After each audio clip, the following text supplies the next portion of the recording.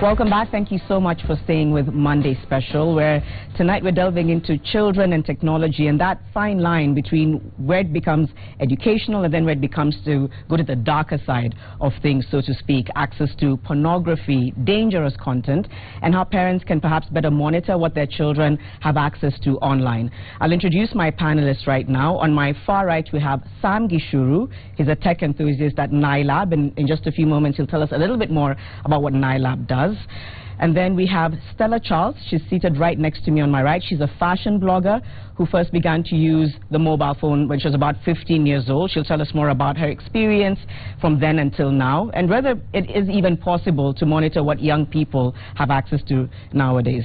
And then we have Francis Wangusi, Director General, CA, Communication Authority. He'll tell us more about the kind of programs they're putting in place to try and help parents monitor what their children are viewing. And then we have Anne Randiek, who is a parent of 3 boys who all, I believe, are using the mobile phone right now, 2 or 3 of them, and she'll tell us more about how she as a parent is able to monitor that kind of content. So thank you all once again for coming on the show. Sam, let me start with you.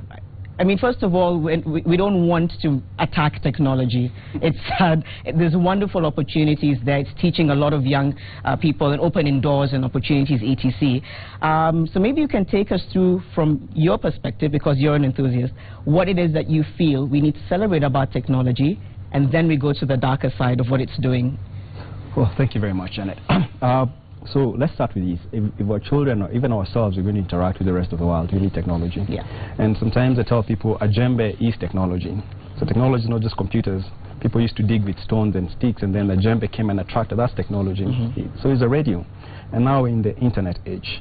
And basically, and this time we're discussing about children. I mean, if your child has to be competitive in the world they're living in or the world they are going to live in, they will need to understand technology. Yeah. Whether they're going to be a doctor, a farmer, or, you know, a driver, they need to understand technology, because technology is being used as a tool to deliver all these products. Yeah. So technology is great. Yeah.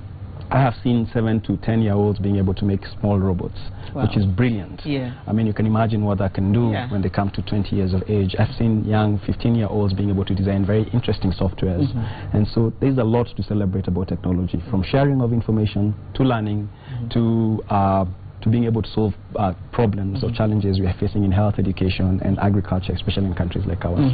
Okay. Yes. All right. When we come back to you, I know I want to find out from you your observations in terms of the darker side and how deep it's going in terms of children having access to that. Stella, you're a fashion blogger. Yes. How long have you been a fashion blogger? For 2 years. 2 years. All right. You said you first owned a mobile phone when you were 15. Yes. Okay. Were you like hounding your parents about it, or how did you get a hold of it? No, my mom used to come with a phone during my visiting back in high school, and I used to access the internet, Facebook, and all that. Then I used to see more about my role models, more about the internet, like you are on the know, you know, in the dark anymore. You're not in the dark, yeah. Yeah, more about fashion and so on. Okay, but even now, what are you, in your 20s? 20. You're 20. What are younger people now having access to online in terms of when they're on the internet? What are they mostly browsing? Because a lot of parents are concerned. They say that's where they have access to pornographic content, radicalization as well. As a young woman who's into tech, what would you say young people are mostly browsing online? Yeah, they do pornographic sites. I see my friends doing so. Really? Yeah. Your female friends and your male friends, or your... Both genders. Both? Yeah. Okay. Is it a lot? Do they do it a lot, or is it just once in a while? Once in a while, because as I said, you need to be on the know. Oh, okay. Yeah. I don't think I have a follow-up for that, but let me come back to you just now. Mr. Wangusi, as the Communications Authority Director General, there's a lot on your plate just in terms of the kind of communication that goes out to Kenyans. As a body, how much information do you have about what young people have access to online or reviewing online in Kenya? Well, like any other children in another country, the rate at which the children are accessing online content is exponentially growing. What we are seeing from our perspective of a regulator, and also our meetings at international level with regard to how we should ensure a child is protected from much of the content that is coming onto online, we see that children have become so vulnerable. All the crimes that are being committed now on the net are affecting children. We have things like solicitation of minors, people following the minors to find out who they are, where they are, and even when they don't know them, and even stalking them to the level of wanting to know what exactly they are doing, with the aim of wanting to make that child commit a crime, or probably commit a crime against that child. There is what you have rightly said, the cyberbullying, where you find people, even young children themselves, are bullying each other online, and you get the kids are getting so frustrated. Sometimes even the behavior change. You as a parent may not know exactly what is happening, but the content that they are receiving online is subjecting them to that kind of frustration. And these trends are on the rise even in Kenya. Even in Kenya. Yeah. There are even many more kind of I mean, other than cyberbullying, there is what we call identity theft. Somebody can even take a photograph of a kid, chop off with the technology part of it, and begin exposing that kid in a way that is very demeaning, or even use that kind of information for the purposes of even financial gains and so on and so forth. So all this is on the rise, and as a regulator, we find that as much as we want everybody connected, we want our children to access the good information that is there online. It is important that these challenges we need to face them. Okay, I'll ask you in a few moments about the programs that you have. And you mentioned that you have, 3 sons.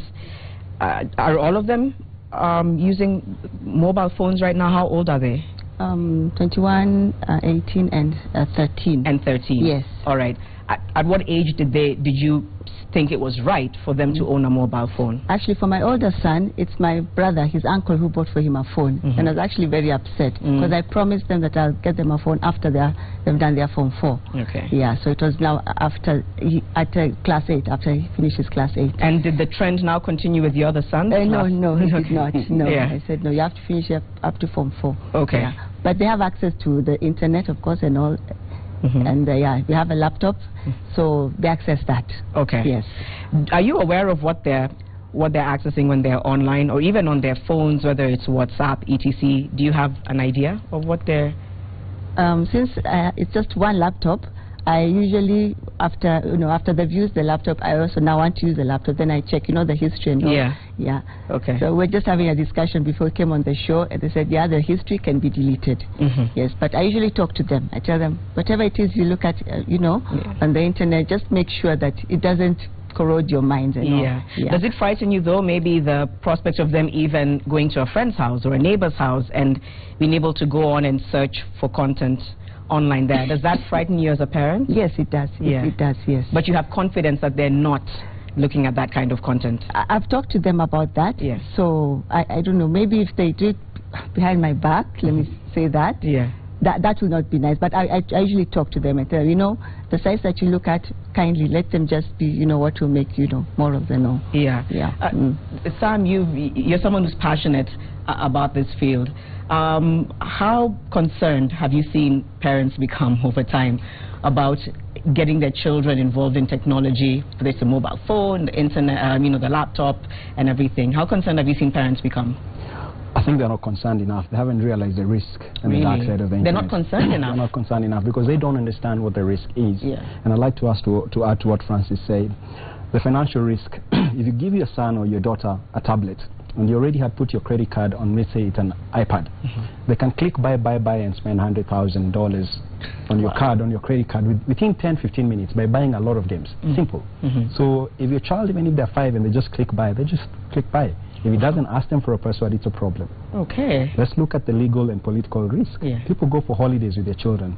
Your child can visit a website in a different country and you get arrested because it was a political, it's not allowed for you to look at those websites. Even as an adult, your child can share content that is, that is not supposed to be shared, whether it's hate speech or it's a contract with a different company that could give you problems legally. Let's look at another problem, and I'm talking about your privacy and security.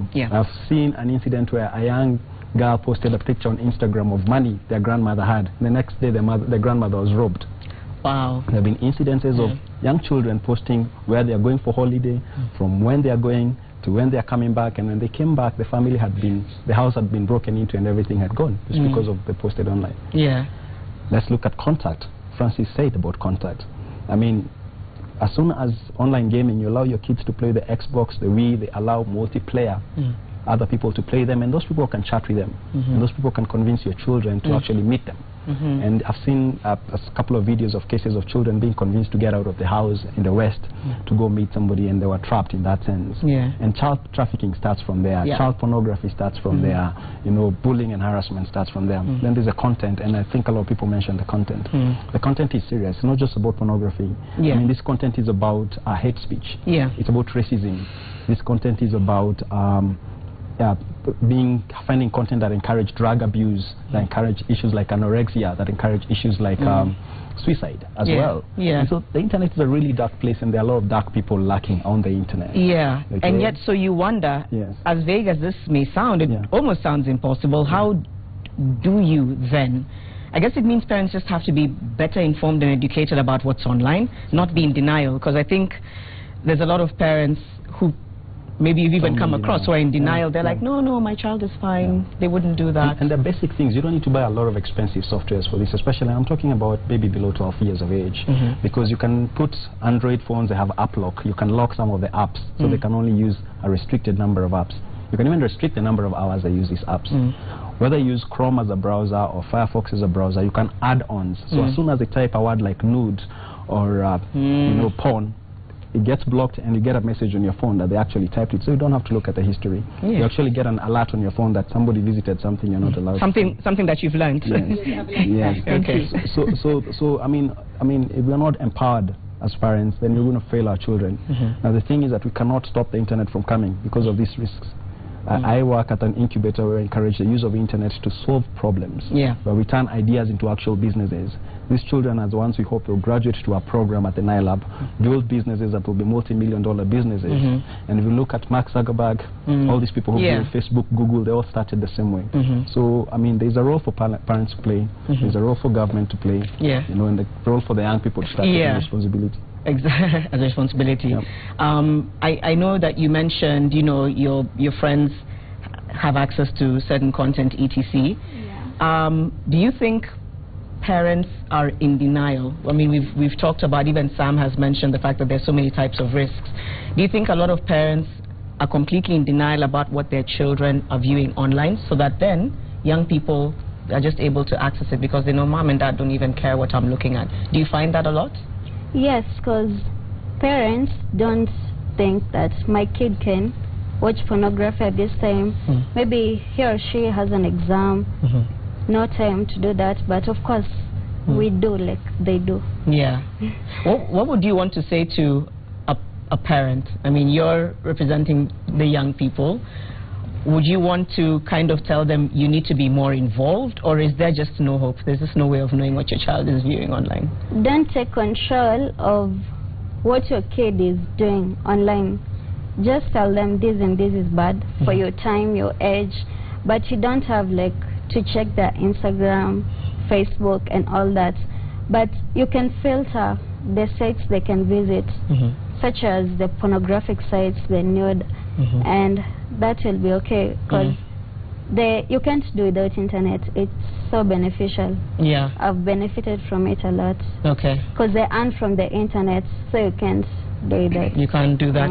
Is it okay to snoop, would you say? Is it okay as a parent to just sort of... maybe like once?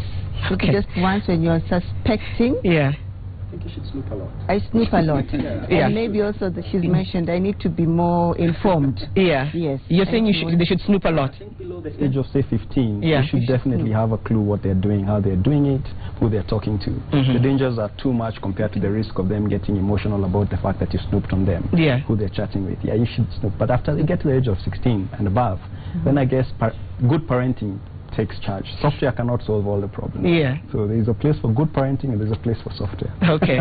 We'll come back. We'd really like to know about more of the programs that you have in place. So talk to us using the hashtag Monday Special KE on Twitter or text us on 22422. We'll be back after this break.